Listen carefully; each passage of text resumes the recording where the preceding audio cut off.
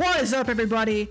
I'm here today. I'm bringing you the tier list for mid lane for patch 2.2a. Played a few days of the patch now, feeling a little bit more confident to make an active assessment. So today we're going to be sitting here, with my chat live on stream. We're working a little tier list, just for mid lane. I don't really feel comfortable enough doing it for other roles, so we're just going to focus on mid lane for now. And so let's get into kind of like how this tier list is going to work. I'll show you guys here what I'm working with. I've got all the champions here that I feel comfortable rating. These are all the ones that I feel like I can give an accurate assessment on or would want to see in mid lane. The criteria for this list is going to be A, consistency. This basically covers like how often can you pick this champ and it will be effective. Is it blind pickable? Can you choose it every game? Is it very situational? Does it require compositions to work around it? These kind of factors all come into consistency and affects how the champion how often it will be good. And then we have B is potential. Basically, if you get a good game for this champion, how hard could it impact the game? How much of an impact could you make on the lane phase, on the early game, in team fights? Like, what is the actual scale of the impact this champion can have in the game? And C, respectfully, booba. No, obviously we don't care about champion looks here. C is going to be difficulty. How much impact or how much time do you have to put into getting good at this champion, be able to consistently play it at a top level? Obviously, some champions are harder than others, some are just more simple, but that's going to have an impact on whether or not they make a higher step on the list. If something is easier to play, get value out of, obviously it's going to be higher on the list because you don't have to put as much time in. So, let's get started. I'm going to be doing this from left to right. Essentially, anything that's more on the left is considered higher in my mind than something on the right. If it's the furthest left of a tier it could be, that to me is like the peak for that tier, basically, how effective it can be. I think I'm just going to end up going from top to bottom. It's kind of my strategy here. So we'll start with what I consider to be the best pick in the game. Chat is now going to all tell you guys what it is. They're all going to nail it. Wait for it. I've seen it. I've seen it out there. We'll pause the video. It'll be like, ding.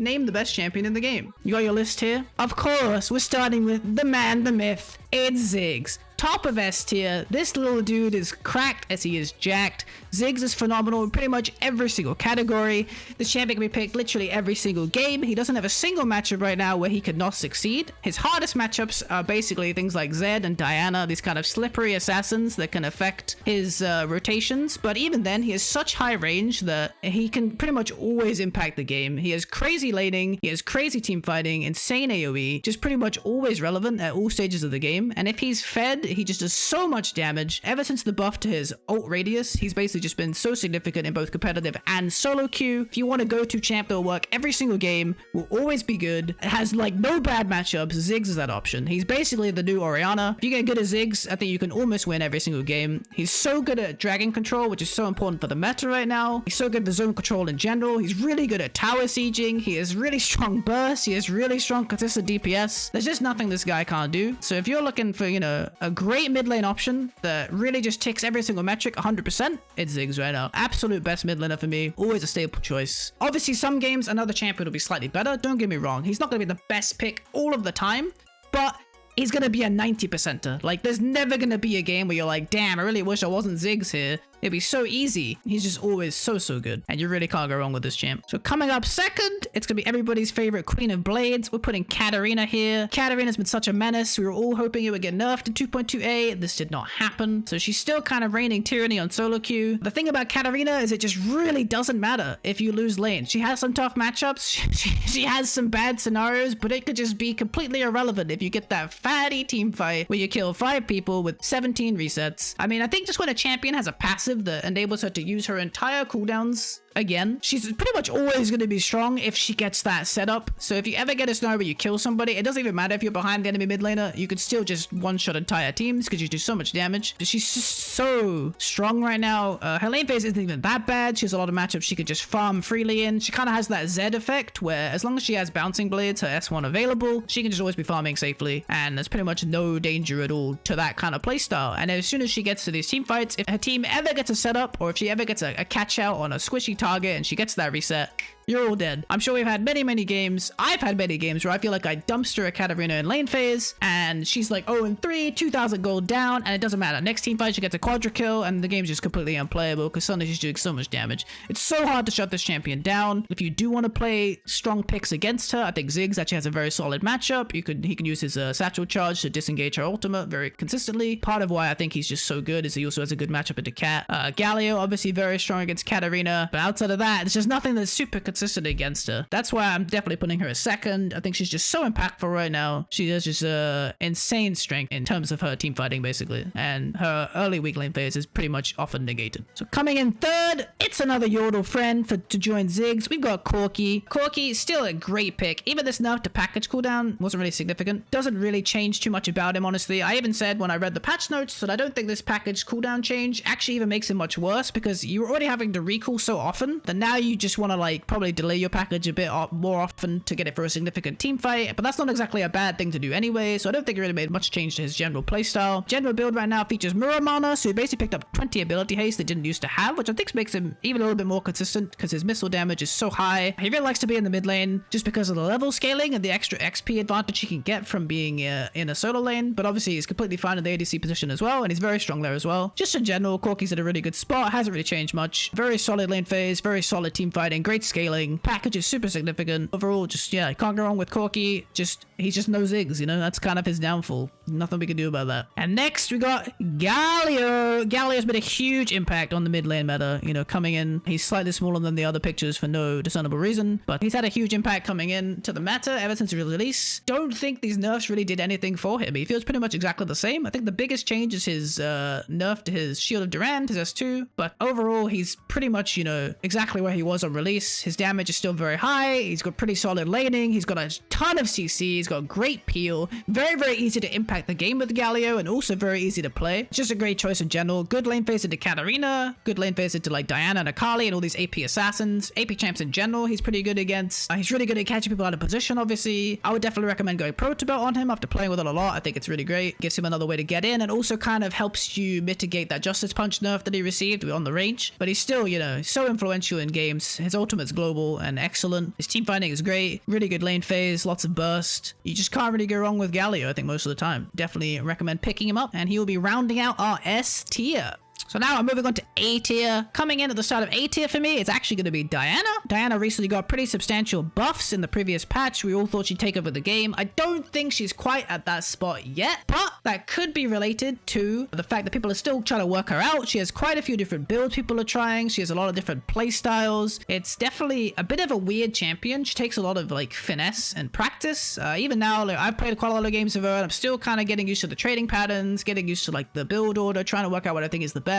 I think she's still very untapped potential, but even now I think she's super impactful. Her ultimate is great, so good in team fights. Not only does it do a bunch of damage, the way it pulls enemies into that kind of like moon pattern could be so significant in some like alcoves. It could just completely ruin carry's positioning. I mean, she could basically just single-handedly win a team fight off it. She's definitely got a little bit of a weaker lane phase than some other people in S tier, but it's still fine. You could farm with Crescent Blade, her S1, from a pretty safe distance. She can trade pretty well with her Crescent Blade Lunar Rush combo, and then dashing back to the minions after you traded. So it's not like it's a terrible lane phase, but it's just not quite as strong as some of the other picks right now. But overall, I think she's in a really solid spot, and I think there's definitely a chance that even just as time passes, she'll climb up the list more because people will just get better at her, work out what to build more often, and just, you know, generally raise their level on her. And I think at that point, she could break into S tier when she just starts becoming a more consistent pick that people are more confident in. So coming in after Diana, we have Orianna. The queen is dead. Long live the queen. Reigning S tier supreme for as long as Wildwood's existed, until eventually enough hits to the kneecaps and she is gonna fall a little bit. I think she's still a solid A tier. Great lane phase, great scaling. You still can't go wrong with this champ. You know, she's very consistent, but I think a lot of the additional releases in the game, such as Katarina, have made her life a little bit harder. She really doesn't like these kind of champs because obviously she has no natural escape. Much harder for her to position safely compared to something like Ziggs or something like Corki. Corki. So if she does get called out by those assassins, she does end up in a lot of trouble. But overall, I think she's still very, very strong. Her damage isn't really that much lower, but it is a bit lower. Her ultimate shockwave still very, very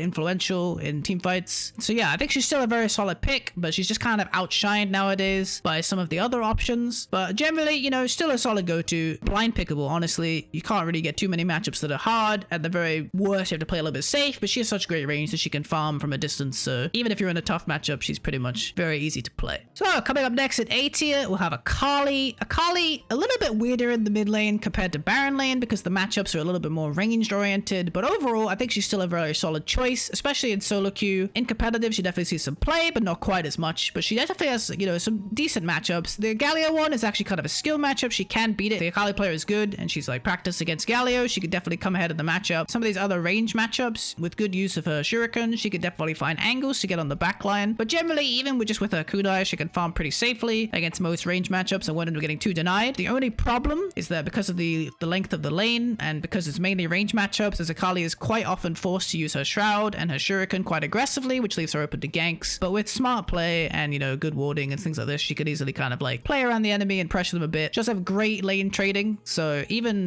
ranged mid laners can struggle if she gets solid S1 hits on them. And yeah, I think she's still a pretty fine choice. She's really good in early skirmishes as well. If you do manage to get any sort of priority, you can have a lot of pressure on the crab and help your jungler out in the early game. But yeah, overall, I think she's a solid choice. Can't really go wrong with her. If you get snowballing, she's crazy. So definitely still a good pick for mid lane.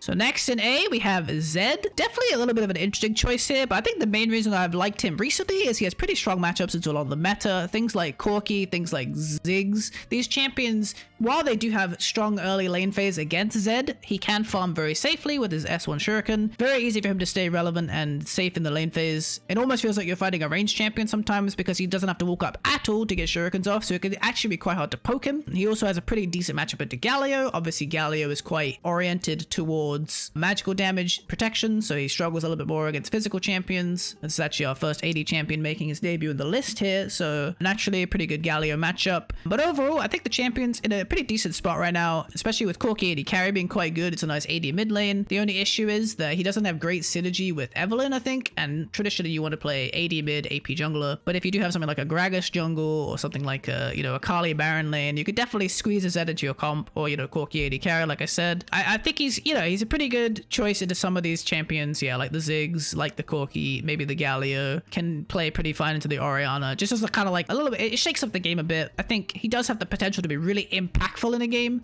but you do have to be quite proficient at Zed. It does take a little bit of practice. You have to get comfortable with the matchups, but yeah, you can definitely take over a game if you have a good matchup, if you play the early game well, if you get scaling, if you find some picks and get ahead, you could just start one-shotting everybody and just kind of like win a game on your own. So I think he definitely slides to this tier. It's a solid choice. Now next, I'm going to curveball you with this one. We're actually going to bring in Seraphine to round out tier A. This might look a little bit surprising if some of you haven't practiced much of this champion, probably due to the fact that if you ever try and pray her, you're extremely annoyed by her voice lines. But actually, I think she has a very solid place in the mid lane right now. She has really good range, really solid laning. She definitely has some complexities to her kit that you kind of have to learn. Like her trading patterns revolve a lot around her passive, which is kind of like a unique mechanic that you have to get familiar with. But she brings a bunch of CC. She brings really good team-wide sustain, great team fighting, great early lane phase, strong range. Like, she actually has a lot of perks. Her ultimate is one of the best in the game. The only drawback is it's extremely long cooldown. But overall, I think she's actually at a really good spot. I've messed with her a bit in mid lane. I think she's actually really good. I've seen her be played in Southeast Asia at all sorts of roles. They really like her in competitive over there. Definitely think she actually has a solid place in mid. I think she should be explored more. I think people just haven't really got around to practicing her and learning her mechanics. Haven't really worked out the right build. There's a lot of great items for her. Luden's Echo is an obvious first choice, but then you have things like Lichbane to synergize with her passive style. Infinity Orb procs on her passive, and since you'll be using that as like a finishing hit, the crits can be really significant. But overall, I think she's actually in a really solid place, and I think she could definitely be seen a bit more often. I would definitely put her at a solid A tier. I think she's a very consistent pick. Just outshined by some of the other choices right now. But if ever see things like Ziggs and Corki get nerfed, I definitely could see Seraphine jumping up as a staple of mid. I think she's very on the verge of being a very strong champion.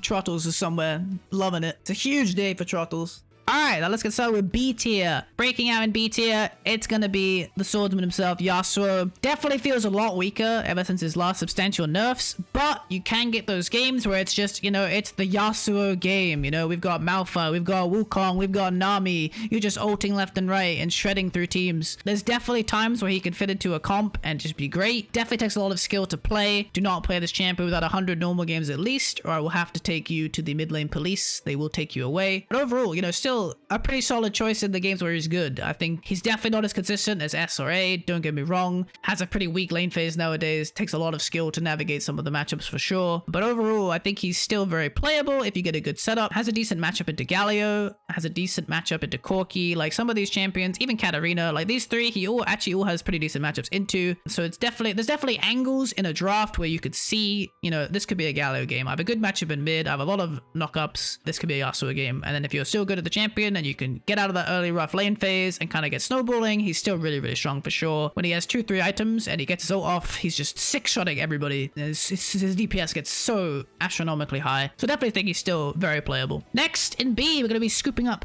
Pantheon. I think Pantheon with these last buffs, he's very, very close to being good still, but it just feels slightly awkward. His kit has a lot of utility. It has a great stun. He has a great ultimate, but overall, he's just, you know, he's so close to being good. I think if he just get a little bit stronger, or maybe there was like a build worked out for him, he might be better. But I just think mid lane just isn't 100% the place for him because he has some rough matchups. But, you know, I think he's definitely not unplayable. He can be played into Galio. He can be played into Cat, like all these assassin kind of matchups like Diana. I think he can be played into them and can succeed, but he is, yeah, I think if you can get snowballing, he feels very strong with the global. He has pretty high damage now, but it's just not super consistent. So I wouldn't recommend it all the time, but if you really do see a good game for it, I think it can be quite strong. Following on from Pantheon, probably a little bit close to even, I'd say here is TF. TF was actually in a pretty good spot before, I think, and considering it's an Evelyn meta, you'd think he'd be a bit stronger, but I think he just has a lot of tough matchups right now. Like, he kind of just gets outscaled by things like Ziggs, things like Corki. He doesn't really like playing into things like Galio because he's quite short ranged. Katarina can kind of just eat him. Diana can kind of just eat him. Zed can eat him. Akali is kind of one of those matchups where it's kind of funky because you do kind of counter her shroud once you get your ultimate online, but even then it doesn't feel super good. I think he felt better when there was less champions in the game that kind of preyed on him a little bit in the lane phase, but it's still very playable. He has a global. If you have really good map awareness and you're constantly checking for these roams, you could definitely snowball your team. He actually does quite a lot of damage in Wild Rift with 2-3 items. Obviously has great synergy with rapid fire cannon as well. Have super long range on his gold card. He also has a really sick new skin. Can't argue with that one. Stargazer looks great. Please buff TF so I can play it. Thanks. I mean, honestly though, I don't even know how they would buff him. I don't think he's in a bad place right now. I think he just has to wait for the rest of the meta to kind of settle more and be a little bit less aggressive. And if you kind of get back to these kind of like snowballing, or sorry, these scaling slower games, I think TF has a lot of potential in that kind of style. So we might see him make a comeback in the future, but I don't think he really fits Wild Rift's kind of ideology. So he does struggle a little bit to get going. Next, I'm going to bring in Aurelion Sol. The Prince has fallen as well. Another classic staple with Orianna. I think he's just really dropped a lot. He doesn't really put out anywhere near as much damage as he used to. They nerf Leandri. Just a lot of different hits to him. I think he's not terrible by any means. He can still do the massive star play. He still has a lot of teamfight presence. He has high DPS in fights, but it's just like, if I wanted a DPS mid laner, why am I not picking Corki? Why am I not picking Ziggs? You know, these champions kind of do what Aurelion Sol used to do, but they're just so much better. They do everything better than him, sadly. He does have a great consistent stun, and his ultimate is kind of a pseudo stun as well, so he does bring some CC, but just overall his damage output is just so much weaker than it used to be that it just doesn't really feel worth it to me, and I wouldn't really recommend going for him in your games. Alright, that's gonna round out the B tier. Starting off C tier, we're gonna have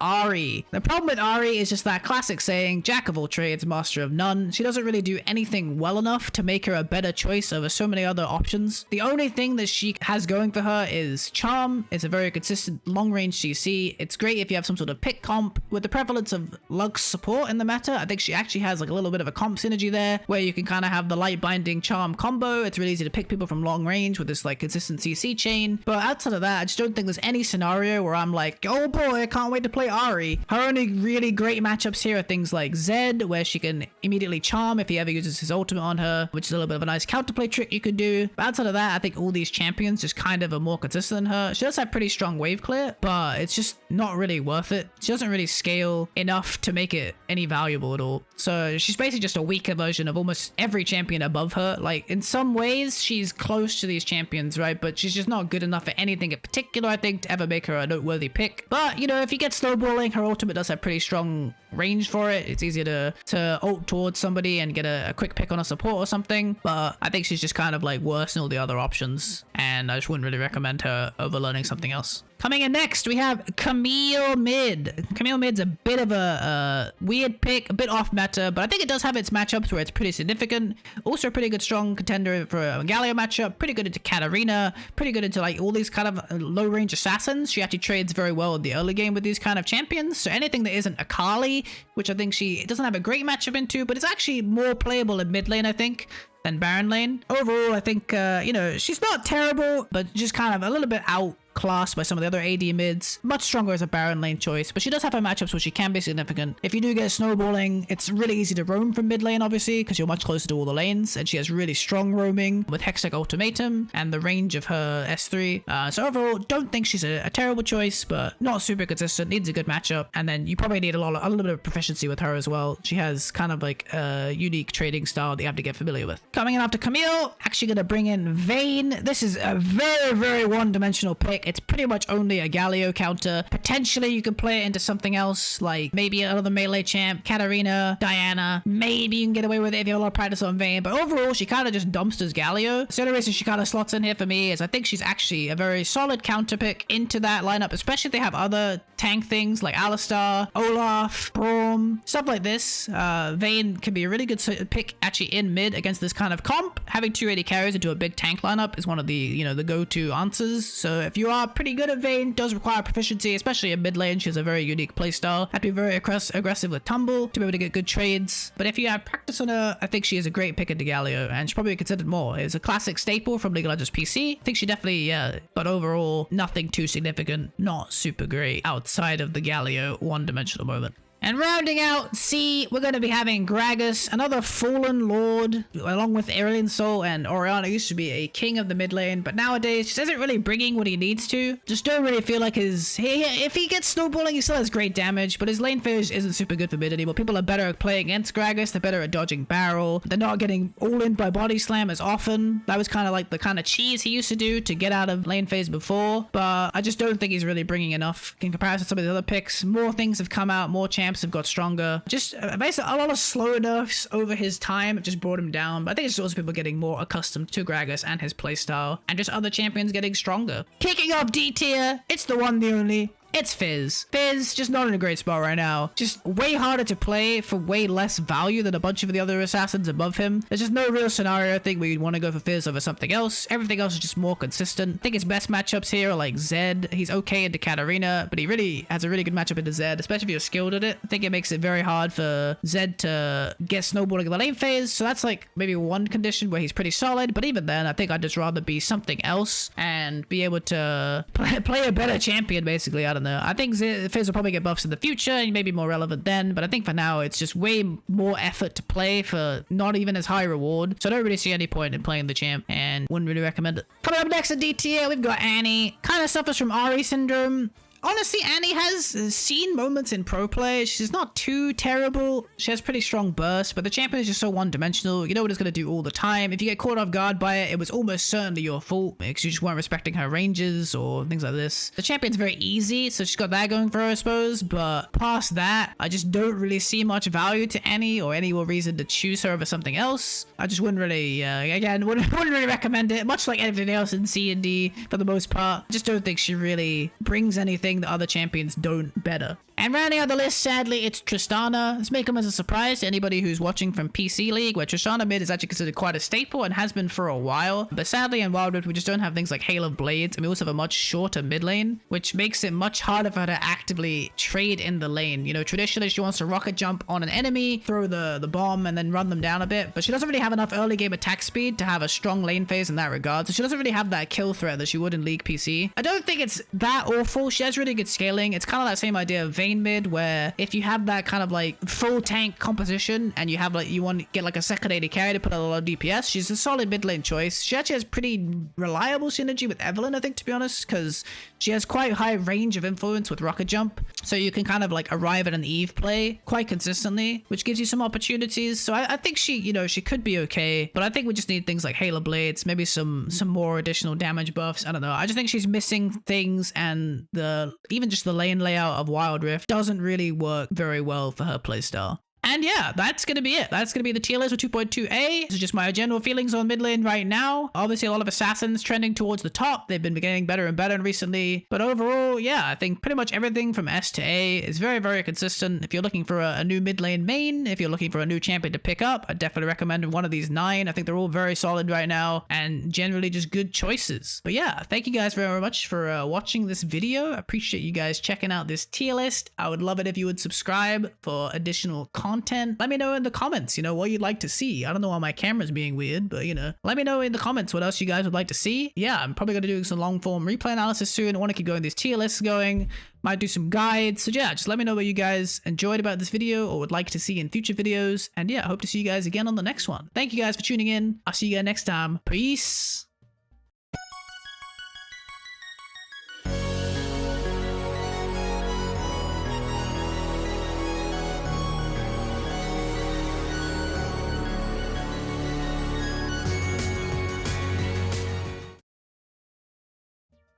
Guys, we all know Fizz deserves this. Stop defending Fizz, he's garbage. If you really cared about Fizz, you wouldn't defend him.